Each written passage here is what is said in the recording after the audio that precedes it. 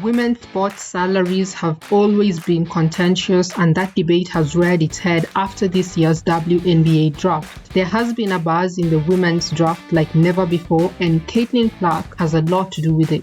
Personally, I've never followed the WNBA, but this year, I just couldn't escape it, even if I wanted to. But it doesn't end there. After her record-breaking college career, Caitlin Clark declared for draft, and as expected, she was the number one pick for the Indiana Fever. As soon as that announcement was made, her yearly earnings were revealed, and there was much to say about it, so let's go over that. According to Sportrack.com, Clark will make $338,056 from her 4-year rookie contract. This season alone, the new Indiana Fever player will cash in $76,535, a stark contrast to what rookies in the NBA make. The number one draft pick in the NBA this year is projected to make $10.5 million in his first season. Victor Wembanyama, the number one draft pick in 2023, is on a $55 million 4-year contract.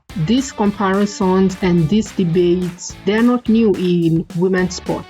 We saw that with the US women's national football team. The WNBA players, current and former, have been talking about this for ages. But every time they talk about it, this is what people say, right? It's a fact that the NBA make way higher revenues than the WNBA. One of the biggest reasons people point to justify the difference in salaries. The revenue comes from ticket sales, jersey sales, broadcast rights, sponsorship deals, and other dealings. For example, the NBA just made revenues of $10 billion US, and the WNBA made $200 million USD. That's a huge difference. Apart from that, the WNBA does not manage to pull off huge attendances. They don't get lucrative deals and broadcast rights. The highest attendance in the WNBA came in 1998 when the Washington Mystics saw a crowd of 20,674. In comparison, the highest attendance rate in the NBA is 108,713. Even with those comparisons, which are facts, many people see the lack of investment in women's basketball and sport in general as the biggest hindrance to its growth. So for many years, women's basketball, women's soccer, they didn't receive the kind of support that men's sport received even in their infancy. The league, the WNBA, is 27 years old, and compared to the NBA at this stage, it remains underdeveloped.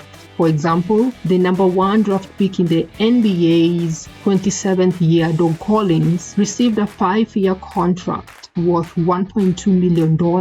That tells you that the amount of investment that the league was getting at that stage is not same to what the WNBA is receiving. That said, the reason why Caitlin Clark has received a lot of attention is because she's seen as a transformational figure. Already, Indiana Fever ticket sales are on demand, and some games have been moved to larger stadiums. Clark's jersey sold out in most sizes, and it's believed to be the most sold out of any draft pick ever. And the WNBA plans to show 36 of Fever's 40 regular games on its national broadcast and streaming partners, compared to 22 last year when it finished 10th of 12 teams. It hasn't had a winning season since 2015. This also reminds me that the other reason people are pointing out to the lower salaries in the WNBA is the fact that there is lesser teams in the league and there is fewer games. So that means there's a shorter season, which is why you see WNBA players go to Europe to play, to try and make extra money. So even before Caitlin Clark makes her WNBA debut, her effect on the league and in women's basketball in general is evident. It seems like the WNBA hasn't had this kind of person. I might be wrong, I'm not sure. If you regularly watch the WNBA, let us know in the comments section below. Has there been a figure like Caitlin Clark before? And the thing is, every sport needs this kind of a person or a couple of figures. who dictate the narrative. We've seen this in tennis, the Williams sisters. We've seen this in football with Messi and Ronaldo, the rivalry. We've seen this in athletics with Usain Bolt in the 100 meters. We've seen this in golf with Tiger Woods. It gives people something to look forward to. It's also one of the reasons why she's had a lot of impact. As much as you're going to watch Indiana Fever, there needs to be that one person who people are gravitating towards and who's like a magnet, drawing people into the stadiums. And so when she went pro, some people suggested that she should stay in college basketball so that she could earn from her nil deals, which are estimated to be around $3.5 million.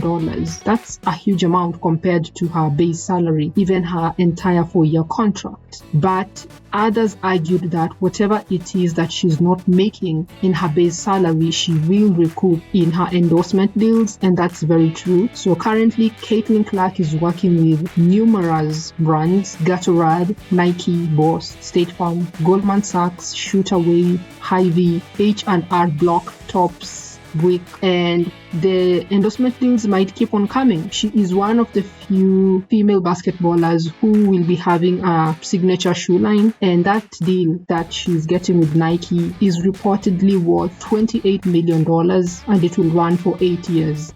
Do you think she will have a lasting effect on the WNBA? Should the WNBA players be paid more? What can be done to increase the revenues? Do you watch the WNBA? I know those are multiple questions, but leave all your comments down below. And as always, like, share, and subscribe.